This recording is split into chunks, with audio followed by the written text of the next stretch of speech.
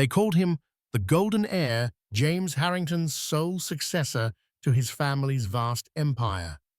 Meanwhile, she was Clara Carmichael, the quiet girl next door, who'd once dreamed of making it big in the fashion world. Their passionate nights, stolen moments, and whispered confessions seemed ripped from a Hollywood script. But when a single evening of glamorous partying ended with Clara alone in a hospital room, the real shock came the next morning. Her baby's last name made headlines across the country, igniting a tidal wave of controversy no one saw coming. Brace yourself for a tale of forbidden love, deception, and earth-shattering revelations. James Harrington was born into a realm of polished marble floors, vintage crystal chandeliers, and endless corridors lined with priceless paintings. He was the only child of Gregory and Harriet Harrington, pillars of high society in New York City. Their family business, Harrington Global Holdings, had started humbly in real estate decades ago. Under Gregory's clever expansions, it became a conglomerate worth billions: hotels, tech investments, pharmaceuticals, and more. The Harrington name commanded respect in business circles. Mentioning it at a Manhattan soiree was akin to flashing a VIP pass. From a young age, James was groomed for success. His parents' watchful eyes never left him. Tutors taught him advanced mathematics, violin, Latin, and fencing. By the time he was 12, James could mingle with ambassadors and analyze stock trends. At 15, he was invited to the White House for a youth leadership initiative. Tabloids covered even his birthdays. A photograph of him shaking hands with Bill Gates at a charity gala once went viral, inspiring countless rumors about future collaborations. But behind the polished grin and tailored suits, James was restless. He inherited his father's charm and cunning intellect, yes, but also a longing for something different: freedom from the suffocating pressure of an empire. Every move he made had an audience. Every mistake was magnified. Rumors swirled about James's secret nightlife, from exclusive club parties in Dubai to yacht soirees in Monaco. Nothing was confirmed, of course, only teased by speculative social media accounts and the occasional paparazzi shot. It was at Columbia University, pursuing a degree in business, that James finally tasted a measure of normalcy. For the first time, his classmates weren't all prospective CEOs and socialites. Though many recognized him, the campus bubble was just large enough for him to vanish into the crowd when he wanted. This is where he crossed paths with the quiet but captivating Clara Carmichael, a woman who would change the course of his destiny forever. Clara Carmichael hailed from a more modest background. Raised in upstate New York, she was the daughter of a middle school teacher, Henry Carmichael, and a florist, Sophie Carmichael. Their home was a modest, cheerful place, filled with the fragrance of fresh lilies and the scratchy sound of classical records. But it also brimmed with love, a love Clara carried with her into the big city. From her early teens, Clara dreamed of becoming a fashion designer. She spent hours sketching dresses and sewing prototypes from cheap fabric her mother picked up at thrift shops. During high school, she launched a small online store where she sold handmade accessories. Though it never made her rich, she learned about hustle and heartbreak, how months of work could translate to just a handful of sales. Yet she persevered, never letting rejection quell her spark. When Clara received a partial scholarship to Columbia's School of Art and Design, she jumped at the chance, grateful for the opportunity. In New York, she juggled part-time jobs, waitressing at a small Italian bistro, doing freelance tailoring gigs, and occasionally volunteering at a local women's shelter. She was never one to complain. Her friends often teased her about her eternally optimistic nature. What few people recognized was Clara's relentless work ethic masked an underlying insecurity. She often felt overshadowed by the city's grandeur and the imposing success stories around her. Walking through the bustling campus, she'd see students wearing designer outfits, discussing summer homes in the Hamptons, or comparing internship opportunities at Fortune 500 companies. She feared she'd never measure up, that her handmade dresses were trivial in a world fixated on brand names. Yet when she met James in a shared elective on entrepreneurship and innovation, something kindled. He showed genuine interest in her sketches, praising her creativity without the usual condescension she had grown used to. In his presence, Clara didn't feel inferior. He had that effect, making someone feel like the center of the universe. And so their story began with mutual admiration, an unspoken promise of possibilities that neither fully understood. It started innocently enough group projects that required them to stay late library study sessions, coffee after class. James, wanting a break from the suffocating confines of Harrington global events, found solace in Clara's offbeat humor and unpretentious vibe. Clara, overwhelmed by the city's relentless pace, found a quiet anchor in James's calm assurance. They formed a bond unbreakable by logic. Nights turned into whispered confessions on the steps of the university library, where James talked about his stifling upbringing, the fear that one day he'd lose his identity to his father's legacy. Clara opened up about her family struggles, her dad's mounting hospital bills for an old back injury, her mother's diminishing flower shop revenue due to corporate chains. Their differences in wealth ironically brought them closer. Each recognized a missing puzzle piece in the other. Their first kiss happened unexpectedly in the back corner of an empty lecture hall. They were finalizing details for a class pitch. Light streamed in through tall windows, illuminating dust motes in the musty air. A shared moment of laughter led to them standing too close, hearts pounding. Then, as if guided by invisible hands, they leaned in. The world seemed to hold its breath. Despite the blossoming romance, they kept their relationship under wraps. James knew the paparazzi or rumor mills might spin a tale, especially if they found out he was dating someone from a modest background. He also worried about how his parents would react. Clara quietly agreed. She didn't want to become tabloid fodder. If the Harrington name appeared in her life, she preferred it be on her own terms. But secrets rarely stay hidden for long, especially around the watchful eyes of New York's elite. Whispers circulated that James Harrington, the Golden Heir, was seen in less affluent neighborhoods strolling with a girl in torn jeans. A few social media photos surfaced grainy images that fueled wild speculation. Yet neither James nor Clara wavered. They cherished their fragile sanctuary for as long as it would last. By their final year, James and Clara had grown inseparable. While James was poised to take an official position at Harrington Global, Clara had landed an internship with a rising fashion startup in the city. On weekends, they would sometimes slip into philanthropic events. Clara was starstruck at one gala when James introduced her to a real estate tycoon who had once shaken hands with Kim Kardashian. She realized how big James's world truly was. Eventually, Harriet Harrington caught wind of her son's mystery woman. She invited Clara to a private luncheon at the Harrington penthouse, an intimidating structure perched atop a Fifth Avenue building. Marble floors, gilded mirrors, and museum-grade artworks welcomed Clara. Harriet, elegant in her Chanel suit, regarded Clara with a curious mixture of politeness and mild disdain.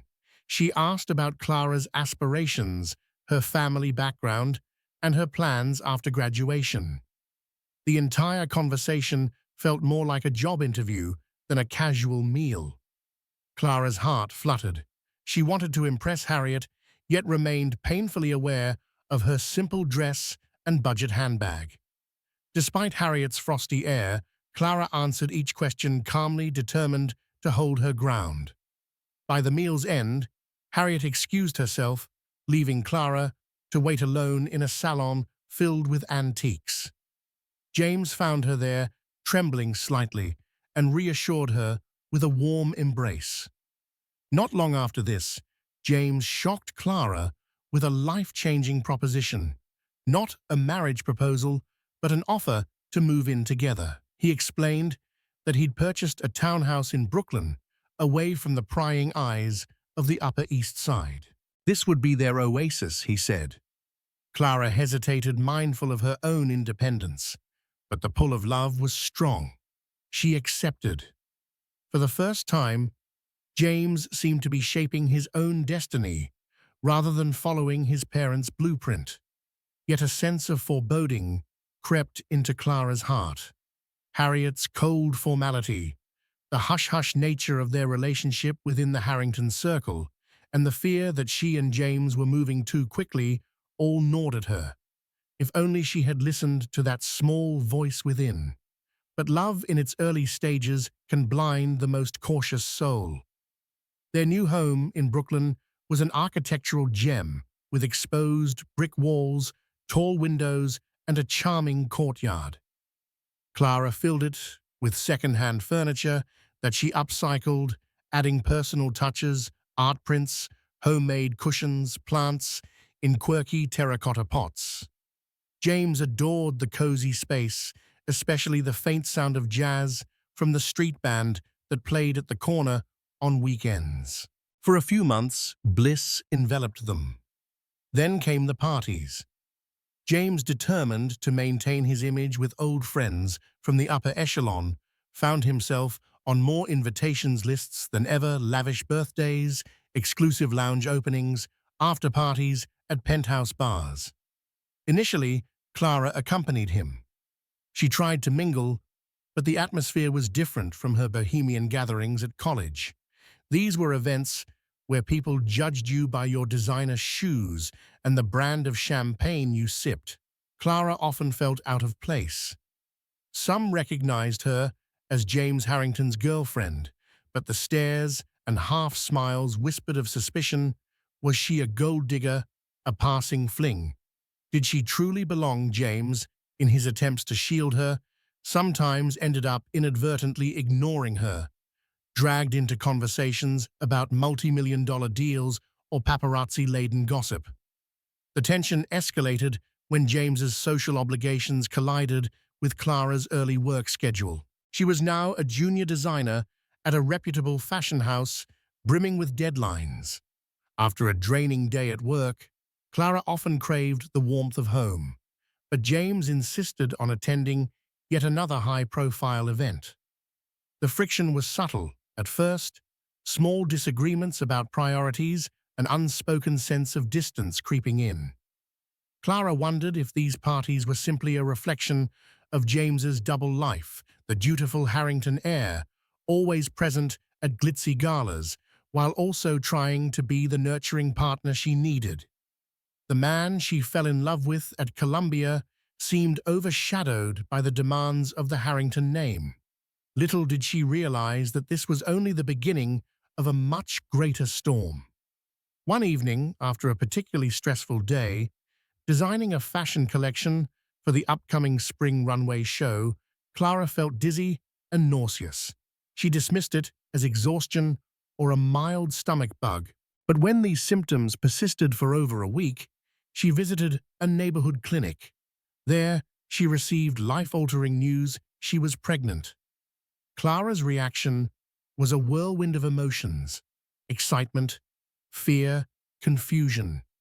She envisioned a future family with James, but also recalled Harriet Harrington's cool disapproval. What would James say? What if he wasn't ready for fatherhood? Her mind raced with possibilities. Still, she resolved to tell him that very night. Honesty, she believed, would be the best path forward. But James was nowhere to be found. He had left for a business trip to Los Angeles to oversee a real estate deal. Calls went unanswered, texts received only delayed replies. Frustration built in Clara's chest. Finally, she received a short message.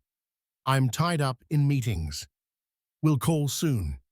For 2 weeks, she carried this monumental secret alone, her anxiety worsening with each passing day. When James finally returned, she found him preoccupied. Harrington Global was pressuring him to assume more responsibility.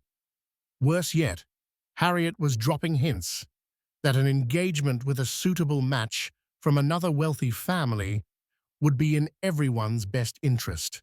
This was news to Clara, and an omen. When she mustered the courage to tell James, his initial reaction was pure shock. He stared at her eyes wide before pulling her into a tight embrace. "We'll figure this out," he reassured her. Yet beneath the surface, doubt flickered in his expression. Over the following days, James seemed distant. He kept picking up phone calls in other rooms, leaving the house at odd hours for urgent meetings. Clara sensed an emotional chasm opening between them. Still, she clung to hope that love would prevail. Harriet had her own sources. Not long after Clara discovered her pregnancy, Harriet invited her for tea at the Harrington penthouse. The older woman was composed, wearing a designer blouse with pearls that glimmered under the chandelier light. Sipping from a delicate porcelain cup, Harriet wasted no time beating around the bush. She congratulated Clara in a cool tone, acknowledging that she knew about the pregnancy. Clara's stomach churned. This conversation was happening sooner than she anticipated. Harriet spoke in polite but ruthless terms, explaining how a child out of wedlock could tarnish the family image and that the Harrington legacy required order. She offered a generous sum of money for Clara to, in Harriet's words, think carefully about the future. The insinuation was clear. Harriet wanted to manage the pregnancy on the family's terms, or if Clara wasn't agreeable, to quietly go away. Hurt and offended, Clara refused the money, stating she wouldn't abandon the man she loved or the child they had created. Harriet's facade cracked, revealing a glimpse of her anger. Before Clara left, Harriet issued a chilling ultimatum. If Clara made a scene or tried to tarnish the Harrington name, Harriet would make her life miserable. Shaken to her core, Clara relayed the confrontation to James. He was furious at his mother for meddling, at Clara for confronting Harriet alone, and mostly at himself for not protecting the woman he loved. In the days that followed, James's solution was to drown his stress in late-night parties, fueling the tabloids' endless hunger. Clara watched as the father of her unborn child slipped further away.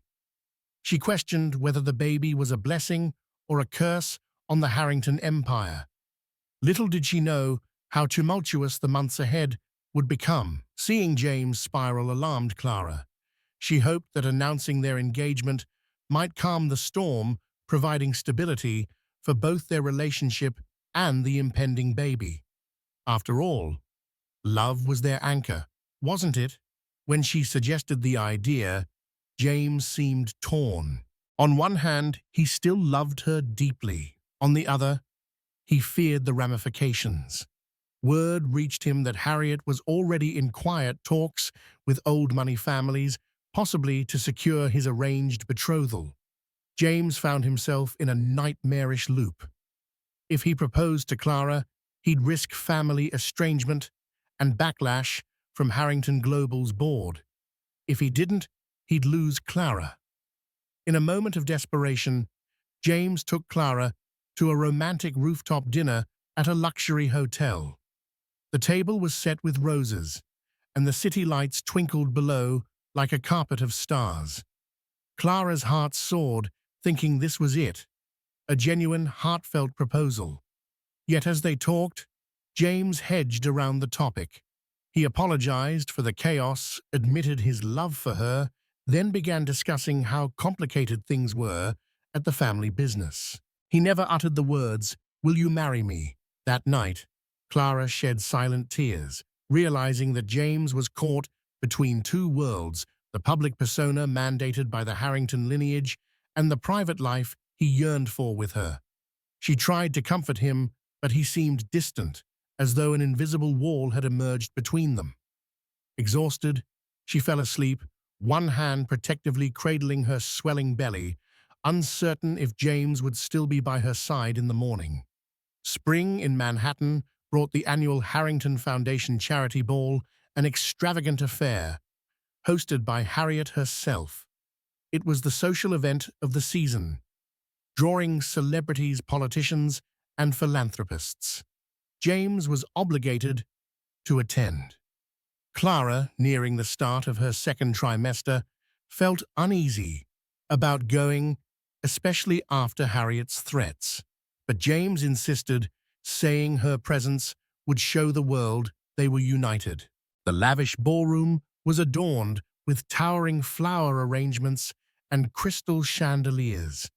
Guests arrived in limousines, wearing designer gowns and tailored tuxedos. Clara donned a simple but elegant dress she'd stitched herself, a flowing mauve design that concealed her small baby bump. Cameras flashed the moment they stepped out of the car. Journalists peppered James with questions mostly about Harrington Global's expansions, but an occasional sly reference to Clara's relationship popped up. Inside, Harriet greeted them with a tight smile, placing a delicate hand on James's arm. She introduced him to various dignitaries, all while blatantly ignoring Clara's presence.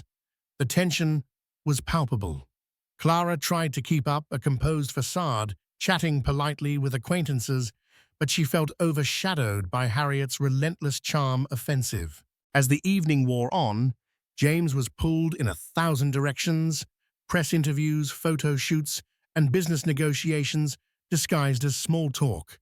Clara, feeling alone, sipped water in a corner, desperately wanting to go home. Yet she stayed because James needed her moral support. Then everything changed in a single moment of betrayal.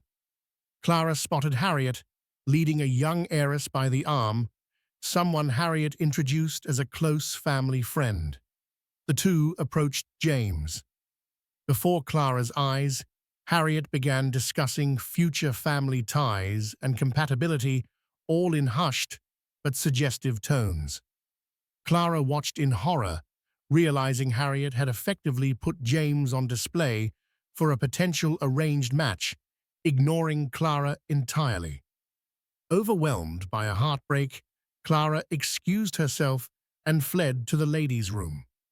Tears blurred her vision.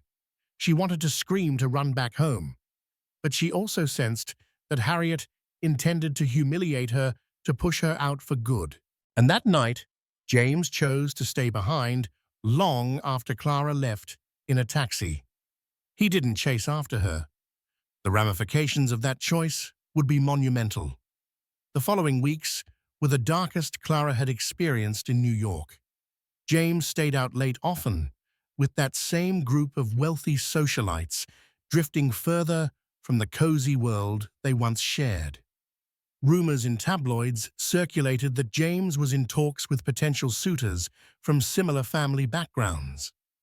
Clara felt betrayed and humiliated, especially whenever paparazzi photos showed James partying with champagne in hand.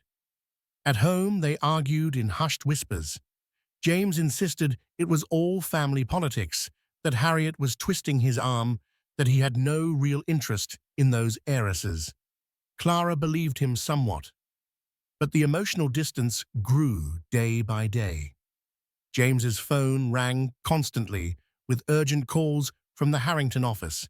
Clara, physically and emotionally strained by the pregnancy, felt neglected. One night, James didn't return at all. Clara spent the early morning hours pacing in the living room, her mind racing with worst-case scenarios. Was he lying unconscious in some alley? Was he hooking up with another woman? Had Harriet orchestrated a forced engagement? He appeared at dawn, disheveled, smelling of whiskey. Exhausted from worry, Clara confronted him in tears. He responded angrily, claiming he was suffocating under the weight of fatherhood and corporate expectations. In that heated exchange, Clara finally snapped. She demanded to know if he truly wanted to be a father.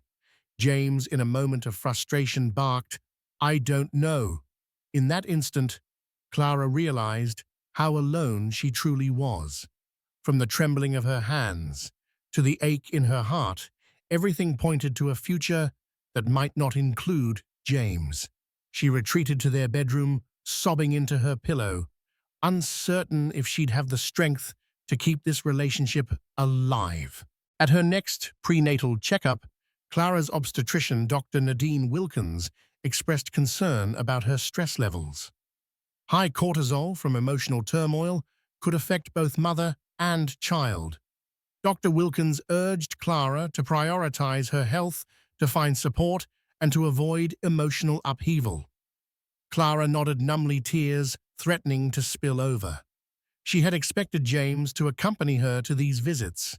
Initially, he did, asking questions about the baby's development and future nursery needs. Now, he was conspicuously absent, missing multiple appointments. The nurse glanced at Clara sympathetically. They saw pregnant women face heartbreak, but it never got easier to witness. Riding the subway back home, Clara placed a hand on her belly. She felt a faint flutter, her baby's first real kicks.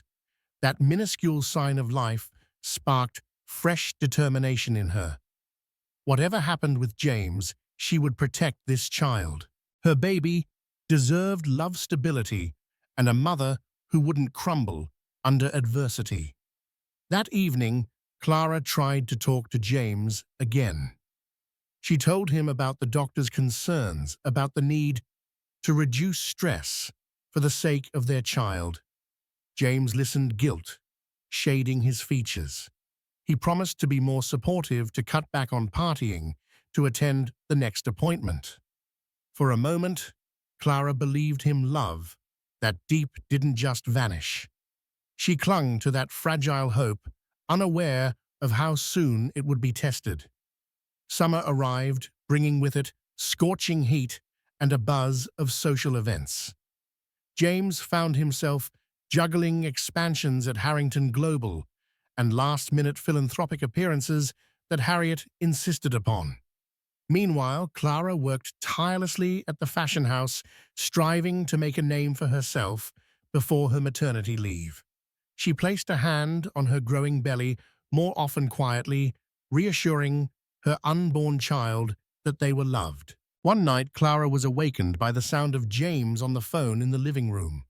The clock read 2 a.m. She tiptoed closer, heart pounding. He was speaking in hushed, urgent tones about a rumored engagement Harriet was pushing. Clara froze, listening to James say, "I can't marry her. I have someone else." Then a pause. "I know, but Mother won't listen." Relief washed over Clara. So he wasn't conspiring with Harriet. He was resisting. But then came the bombshell. "I need more time, just until after the baby is born. Then I'll figure out how to handle everything." Clara's breath caught in her throat. That phrase, "until after the baby is born," implied he might still be open to Harriet's manipulations if the pressure grew too intense. Fear and heartbreak twisted inside her. She returned to bed, quietly, tears sliding down her cheeks in the darkness. Over the next few days, she tried to broach the subject, but James evaded her questions. With each half-truth and omission, her trust eroded. The final straw would arrive at a lavish party, one that would force Clara to make the most difficult decision of her life. It was supposed to be a celebration of Harrington Global's newest luxury hotel opening. Hosted at an exclusive rooftop lounge, the event promised live music, celebrity sightings, and endless champagne. Harriet made a show of inviting dozens of influential figures determined to showcase the Harrington power. Clara felt uneasy. At 7 months pregnant, her energy was waning, her feet swollen. She also didn't relish the idea of another social gauntlet. But James insisted she come, partly to keep up appearances and partly to remind Harriet that he was committed to Clara. Reluctantly, Clara agreed. That evening, the city skyline shimmered like a jewel-studded crown. Arriving in a black limo, James and Clara were immediately greeted by camera flashes. Inside tables overflowed with gourmet delicacies. Tech moguls chatted with pop stars. Real estate investors schmoozed with social media influencers. James was swept into a sea of handshakes and photo ops, a reluctant star of the show. Clara tried to blend into the background, quietly sipping a non-alcoholic cocktail. She struck up a polite conversation with a friendly entrepreneur who recognized her from James's earlier events. But soon Harriet made a pointed entrance, guiding a young woman, a wealthy heiress, rumored to be the daughter of a European baron. Harriet orchestrated an introduction to James, leading them to pose together for a series of tabloid cameras. And Clara, she stood at a distance, watching the father of her unborn child, grinned for the press alongside another woman, Harriet, glowing with approval. Each flash felt like a stab to Clara's heart. When Clara finally confronted James, he shrugged helplessly. "It's just for the cameras," he whispered, but his eyes couldn't mask the guilt. As the night wore on, James indulged in more and more drinks, drifting into loud laughter with old money friends. Midnight passed and Clara, exhausted, decided to leave. She found James, asked him to come home. He brushed her off. "I'm not done here. Go ahead if you're tired." Her heart splintered. She took a taxi alone, feeling contractions stir from the stress. Despite calling James repeatedly, his phone went to voicemail. By the time she reached home, the pains had intensified. Shortly after Clara arrived home, her contractions became excruciatingly frequent. She realized, with a jolt of panic, that she was in premature labor nearly 2 months early. Fear coursed through her. She dialed James again, desperate for him to answer. Nothing. She tried Harriet's number voicemail. Her parents were hours away, upstate. With no alternative, Clara called an ambulance. The paramedics arrived to find her doubled over on the living room floor, clutching her belly. She was rushed to the nearest hospital, sirens blaring, heart pounding. The bright hospital lights and the sharp smell of disinfectant filled her senses. Nurses and doctors moved around her with practiced efficiency. A flurry of medical staff prepared her for an emergency delivery. Despite the chaos, Clara's thoughts were singular James.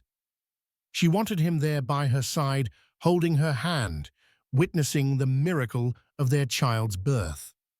But he was absent, partying away at a rooftop celebration, oblivious to the crisis unfolding. Clara was terrified. Premature births carried risks. What if the baby wasn't ready? Tears mixed with sweat on her forehead. She clutched the nurse's hand, focusing on her breathing. Dr. Wilkins arrived, her face grave but reassuring. They would do everything in their power to ensure the baby's safety. Hours passed in painful waves. Finally, after a final push and a scream torn from the depths of her being, Clara heard a weak but miraculous cry. A nurse announced, "It's a girl," exhausted. Clara reached out to hold her tiny daughter, tears of relief mingling with sorrow. She had dreamt of this moment being shared with James, but fate had chosen otherwise. Now she was a mother alone. News of Clara's early labor reached James only when he checked his phone at dawn. A string of missed calls and frantic messages from Clara's number sent him reeling.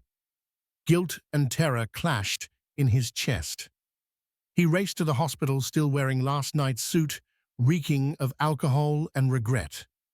At the maternity ward, nurses glared disapprovingly as he slurred frantic questions about Clara.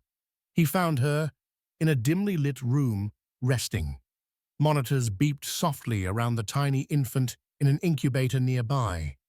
The baby, fragile, precious, and slightly underweight, was receiving specialized care. Clara, eyes half closed, offered no greeting, her exhaustion beyond physical. James staggered forward, tears brimming.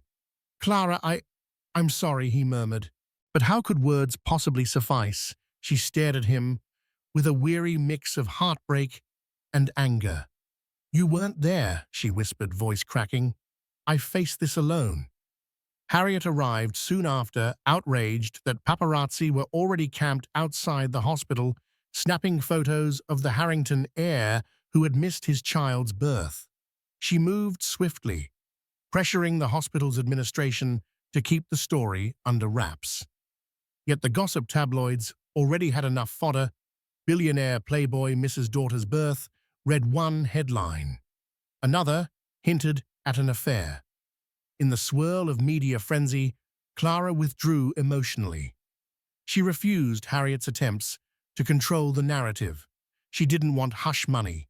She refused to sign any non-disclosure agreements. Drained and disheartened, she focused on her newborn daughter, finding solace in the baby's tiny fingers clasping hers. James promised to make amends, but each promise sounded emptier than the last. In the quiet of the hospital room, Clara realized she could no longer rely on him. Too many broken vows, too many nights of disappointment. A transformation took root in her, a surge of independence fueled by maternal instinct. When the nurse asked Clara to fill out the birth certificate form, she paused, pen trembling in her hand. Legally, as the father, James's last name could be bestowed upon the baby. But the father had been absent at the critical moment. Harriet Harrington and her ultimatums circled her mind. The heartbreak, the humiliation, Clara wanted none of it for her daughter. Quietly, she chose not to write Harrington. Instead, she gave her baby girl her own surname, Carmichael. The nurse, noticing the tension, asked if she was certain. Clara nodded resolutely. She'd do right by this child, standing tall in her own truth, free of the Harringtons' manipulative grasp. By next morning, the hospital's administrative staff filed the official documents listing the newborn as Evelyn Rose Carmichael. The rumor spread like wildfire. Paparazzi captured James leaving the hospital in a haggard state. Speculation soared. Was the child disowned by the Harringtons? Did Clara spurn them? Did Harriet force her hand? Tabloids ate it up. Online chatter exploded. Millionaire heir's daughter. Given mother's last name scandal. In the elite world, people from all walks of life commented, some praising Clara for her bravery, others condemning her as selfish. A sea of hashtags dominated Twitter. Evelyn Carmichael, Harrington scandal, single mom power. Real celebrity figures weighed in. Even CNN made a brief mention, fueling the story. Inside the hospital room, Clara brushed a hand over Evelyn's tiny cheek. No matter the frenzy outside, she had no regrets. And in that moment, as Harriet's calls and text messages went unanswered, Clara felt a surge of confidence. Let the world debate. She had chosen to stand by her daughter, not the Harrington name. The public relations team at Harrington Global scrambled. Investors grew wary. The scandal cast a shadow over the family's stability. Harriet, outraged, demanded James fix this as though fatherhood were a corporate merger. Gregory Harrington, who had largely stayed out of domestic affairs, now found himself in the midst of damage control. Their brand was at stake. James, meanwhile, attempted a damage limitation approach. He made statements, albeit vague, about respecting Clara's decision about wanting to be involved in his daughter's life. Critics blasted him for missing the birth, fueling a broader discourse on paternal responsibility among the elite. Talk show hosts debated whether Clara was a modern feminist icon or simply a woman scorned. Clara, physically worn from childbirth, tried to focus on Evelyn. She took a leave of absence from her fashion job, uncertain how her bosses would react to the scandal. Yet to her surprise, many colleagues reached out with support. Some admired her resilience, even confiding their own struggles with balancing career and motherhood. Then came the offers, magazine exclusives, TV interviews, brand sponsorships. Clara was inundated with PR inquiries, each promising lucrative sums if she shared her story. She found it overwhelming. Yes, money was tight, especially now that she'd have to raise Evelyn largely on her own. But she feared plunging her child into the very spotlight she'd tried to avoid. James continued to visit sporadically. He'd hold Evelyn, tears in his eyes, promising to do better. But Clara kept her guard up. Each time he left, she wondered if it was the last time Evelyn would see him. Still, a part of her remembered the kind-hearted James she fell in love with. The question lingered. Was that man gone forever, or simply buried under layers of pressure? Days turned into weeks. Evelyn's health stabilized. She gained weight steadily, that faint cry growing stronger each day. Clara moved back into the Brooklyn townhouse, James temporarily staying with his parents to handle family matters. The arrangement was Harriet's idea, an attempt to keep James close and minimize further mishaps. The first night alone with Evelyn was a daunting experience. Clara rocked her baby in the dimly lit nursery, listening to the hum of city traffic outside. Each coo, each cry, was a reminder of her new reality. She felt both a maternal glow and a gnawing loneliness. Clara decided to accept one media interview with a well-known women's magazine on the condition they focus on her fashion journey and the challenges of new motherhood, not turning her into tabloid fodder. Her piece, titled "Standing on My Own," garnered massive attention, shining a sympathetic light on her struggles, especially the choice to give her baby her own last name. Public opinion began to shift in Clara's favor. She was portrayed as a strong woman, forging her path, refusing to bow to the demands of a powerful family. But with the praise came backlash. Online trolls accused her of attention-seeking gold-digging or punishing James. The harassment rattled her, though she tried not to show it. Meanwhile, Harriet orchestrated a spin campaign for James, casting him as a man who deeply regretted one lapse in judgment. Interview after interview, James repeated heartfelt lines about wanting to be a father to Evelyn. Each time Clara watched, she felt a pang of doubt. Was this real remorse, or just a performance scripted by PR agents? Harriet wasn't done. She summoned Clara to a lunch meeting at the Waldorf Astoria, the rendezvous set in an opulent private dining room. Clara arrived wearing a simple black dress, nerves humming. Harriet was impeccably dressed in a tailored suit, her every move crisp with calculated poise. Over lobster bisque, Harriet laid out her proposition. She wanted Evelyn to legally change her surname to Harrington, presenting documents that would guarantee the child's future trust funds, inheritance rights, and a share in Harrington Global's estate. The condition: Clara had to grant Harriet and James more control, including partial custody. Essentially, Harriet wanted to mold Evelyn into a future Harrington scion. Clara listened quietly, rage simmering. She recalled how Harriet had tried to pay her off months ago, how she orchestrated humiliations at society events, how her manipulations drove James to the brink of alcoholism.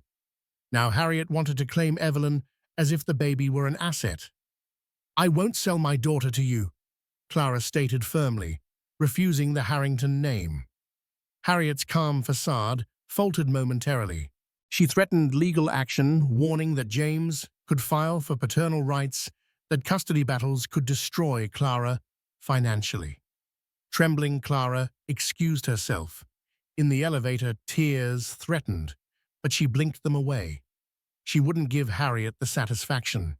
If James truly wanted to be a father, he'd find a way to do so without Harriet's meddling. For Clara, the name Carmichael was not just a label, it was a shield against everything Harrington represented. A few nights later, James showed up at the Brooklyn townhouse, obviously intoxicated. He pleaded to see Evelyn. Clara, against her better judgment, allowed him inside. Holding his daughter James's tears fell freely. He apologized for everything, for missing the birth, for letting Harriet manipulate him, for not standing up sooner. But the stench of whiskey only sharpened Clara's anger. "If you truly cared, you wouldn't show up like this," she snapped. "You'd be sober, steady, ready to be the father Evelyn needs." James sank onto the couch, rocking Evelyn gently, whispering nonsensical apologies. In that moment, Clara saw a broken man trapped in a gilded cage. Yet she also recognized that he alone had the key to break free. She couldn't save him at the expense of her daughter's stability. In the days that followed, Clara insisted on boundaries. James could visit, but only when sober, and only if he respected a schedule. Harriet's calls went unanswered. Lawyers from Harrington Global tried to contact Clara about paternal rights, but she stood firm, hiring a humble but passionate attorney with her meager savings. She would fight if she had to.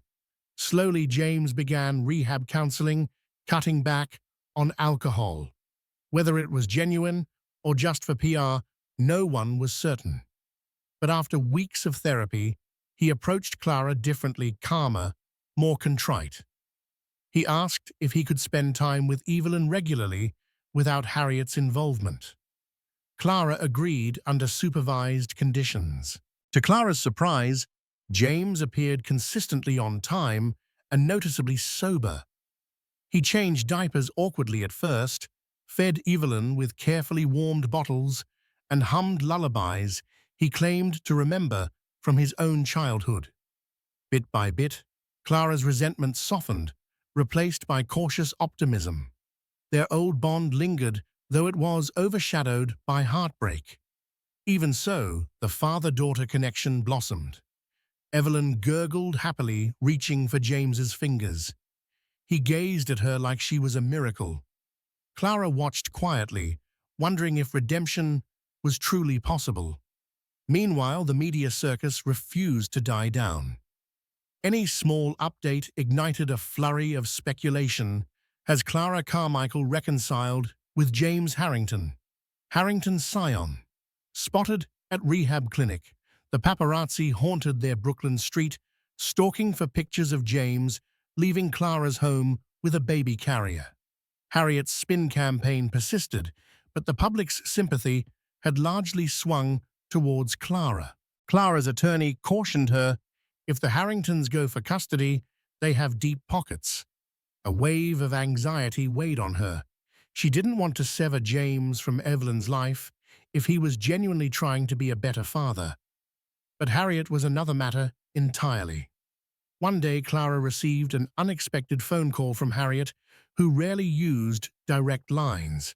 Harriet's voice was subdued, lacking its usual arrogance. She requested a private meeting with both James and Clara. Warily, Clara agreed, sensing a shift. Perhaps Harriet was ready to negotiate in good faith. They met at a discreet lounge downtown.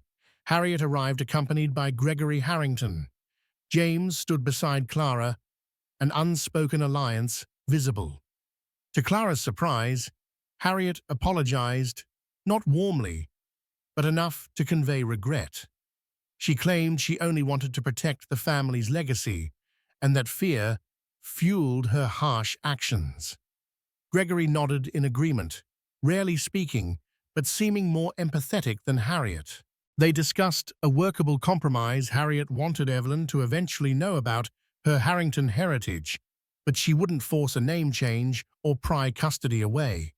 James insisted on forging his own path in fatherhood, separate from Harrington Global's board. In the end, they signed a memorandum, a legal agreement that recognized James's role while respecting Clara's autonomy. Clara left the meeting wary but cautiously hopeful. Harriet's abrupt change of heart was likely motivated by PR disasters and fear of losing James entirely. Even so, this truce gave Clara and James a chance to co-parent without constant battles. In the months that followed, James spent more time at the Brooklyn townhouse, assisting with feedings, rocking Evelyn to sleep, even cooking basic meals for Clara. He re-enrolled in an executive course determined to manage Harrington Global more responsibly. Harriet's meddling receded, replaced by a carefully respectful distance. For Clara, life remained hectic.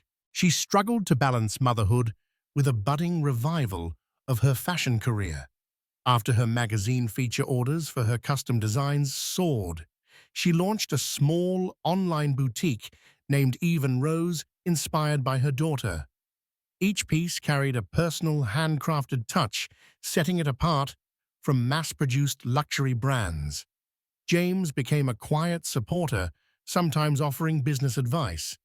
Yet Clara maintained her independence, refusing large financial help from him. She wanted to succeed on her own merits. Their relationship evolved into a tentative friendship, co-parents learning to navigate a path they never expected. No story of redemption runs perfectly. One night, Clara found James missing their scheduled time with Evelyn. Alarm bells rang. She feared he had relapsed, falling back into partying. But a frantic call to Harriet confirmed that James was actually at the hospital. Gregory had suffered a minor stroke. Clara rushed there with Evelyn, despite not knowing if the Harringtons would welcome her. She found James in the waiting room, eyes red, shoulders slumped. He enveloped them both in a desperate hug, relief and sorrow mingling. Harriet appeared subdued, nodding gratefully at Clara. Gregory's condition stabilized, but the scare reminded everyone that life was fragile. For James, it was a wake-up call to assume genuine leadership of Harrington Global. For Harriet, it tempered her controlling nature, albeit slightly showing her a glimpse of what truly mattered: family. As Evelyn celebrated her first birthday, still known to the world as Evelyn Carmichael, she took her first wobbly steps in the same Brooklyn townhouse. Close friends came to a small backyard gathering, along with a handful of James's relatives, minus the fanfare. Harriet sent a polite gift and well wishes, not wanting to overshadow the event. That day, after everyone left, James stayed behind.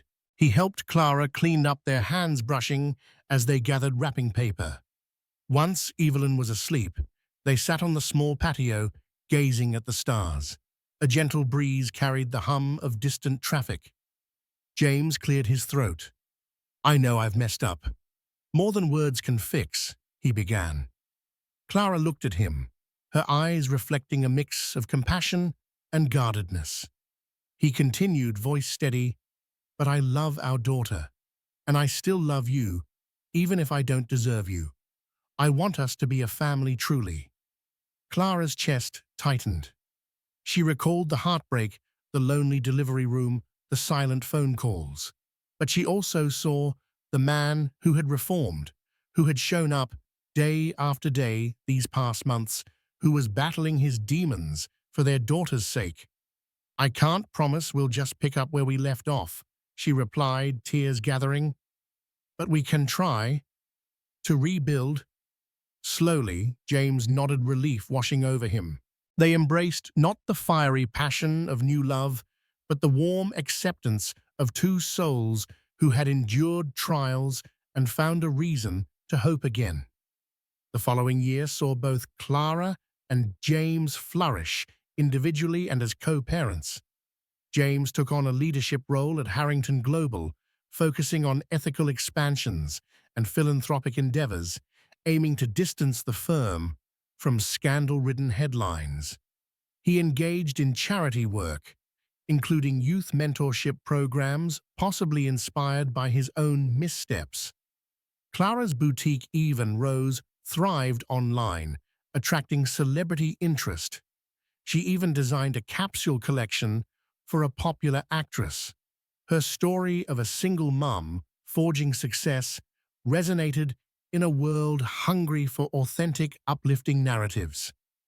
Though offers to share more personal details persisted, Clara chose her interviews carefully shielding Evelyn from the harshest spotlights. They navigated parenting milestones. Evelyn's first words, "Mama, then Dada," doctor visits, sleepless nights, messy feedings, toddler tantrums. Each experience drew them closer. James occasionally stayed overnight on the living room couch to help with Evelyn. Though Clara's trust wasn't fully restored each day, gave her a reason to see him in a kinder light. Harriet softened her stance, though she maintained a formal rapport with Clara. She seemed to accept that if James was to remain in the family's good graces, she needed to respect his choices. Gregory, still recuperating, took a more paternal interest in James, and Evelyn quietly admiring Clara's strength. Late one summer afternoon, Clara sat at her sewing machine, humming softly. James arrived casually dressed, a small package in hand. He greeted Evelyn, who toddled around with her stuffed giraffe. Then he handed Clara the package. Inside was a handwritten letter along with an exquisite necklace featuring a single rose-shaped pendant. The letter was an apology not for show, but from his deepest self, acknowledging every failure, every missed moment, every broken promise. He vowed to stand by Clara and Evelyn without conditions. To prove it wasn't just words, the letter included details about a trust he'd set up for Evelyn's education. No strings attached, no Harrington name demands. Tears slipped down Clara's cheeks. She saw sincerity in his gaze. As a gesture of acceptance, she clasped the necklace around her neck, rose pendant gleaming softly. They spent the evening as a family playing with Evelyn, cooking a simple pasta meal and reminiscing about their early days at Columbia when life seemed so uncomplicated. When James left for the night, Clara was filled with a sense of peace. For the first time in ages, the future looked bright. Months later, an autumn chill swept through the city. Fallen leaves lined the sidewalks. One Sunday, James invited Clara and Evelyn to visit a Harrington-owned vineyard upstate, an idyllic property seldom used. Initially hesitant, Clara relented, seeing it as a chance to let Evelyn roam freely away from paparazzi.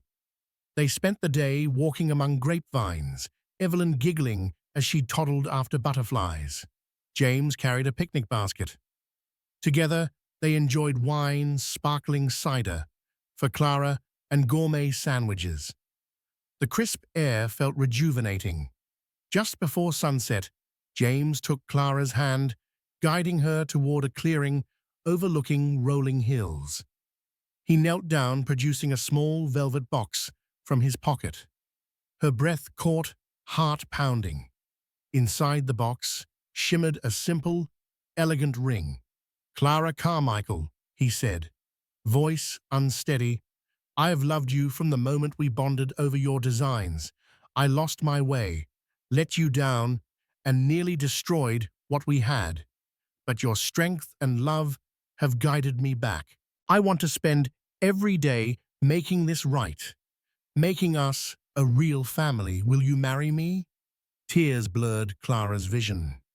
She glanced at Evelyn, who cooed happily, oblivious to the magnitude of the moment. Then she gazed at James, Despite all the pain the journey they had weathered showed her, his dedication now was genuine. Slowly she nodded. "Yes," she whispered. In that golden hour light with the vineyard stretching to the horizon, they embraced, ready to begin a new chapter, grounded by lessons learned, bound by a love that had survived the storm. Clara and James's wedding was a modest garden ceremony held at her family's home upstate. Henry and Sophie Carmichael wept tears of joy, welcoming James officially as their son-in-law. The Harringtons attended with more humility than pomp, Harriet offering a tentative smile of approval as James and Clara exchanged vows. Eveline, now a spirited toddler, served as the flower girl, toddling down the aisle in a puffy white dress. The moment symbolized a union not just between Clara and James, but also between the Carmichael and Harrington families, once so divided by class scandal and heartbreak. Later, as the newlyweds danced under twinkling fairy lights, friends and family looked on with tears of happiness. The scandal that once shook headlines gradually faded into an almost mythic cautionary tale. The baby who had made front-page news for bearing her mother's surname now had a loving father, a supportive extended family, and a future bright with possibilities. In the quiet of the evening, Clara felt James's arms wrap around her from behind as she gazed at the stars. Their hardships left scars, but those scars transformed them into stronger individuals. Parents, fiercely protective of their daughter's well-being. The night air was fragrant with late summer blossoms, the sound of laughter drifting from the backyard. And for the first time in a long time, Clara felt utterly content. They had come full circle, from clandestine college lovers to lost souls battered by ambition and prejudice, to devoted parents forging a better path. The world could judge them, gossip about them, or celebrate them. It didn't matter. They had found their way back to each other, anchored by the radiant presence of a little girl named Evelyn Rose Carmichael, whose name once shook headlines, but more importantly, shaped their hearts. Thank you for journeying with us through Clara and James's turbulent saga, a tale of love tested by wealth, betrayal, heartbreak, and eventually redemption. Their story reminds us that real love can conquer almost anything, provided we have the courage to confront our fears, stand up for our truths, and protect those who matter most. If you found yourself moved by Clara's resolve and James's transformation, please take a moment to support this video. Like it, share it with your friends, and subscribe to our channel for more real-life inspired dramas and captivating stories. Your engagement helps our community grow, bringing you more heartfelt narratives that resonate and inspire. Click the notification bell to stay updated on future episodes. And remember, every trial, every obstacle can be the stepping stone toward an even greater triumph. Thank you for watching, and we'll see you next time.